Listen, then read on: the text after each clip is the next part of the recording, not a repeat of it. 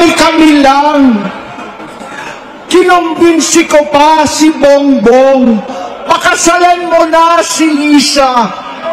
Naisip ko noon, kapag nag-asawa siya, malalagay na sa tahimik at magkakaroon ng direksyon.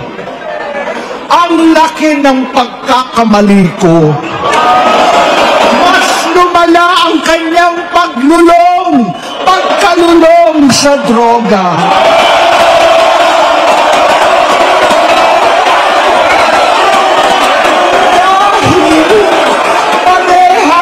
Silang mag-asawa noong 2016, kasabay ng kampanya ni dating Pangulong Duterte laban sa droga.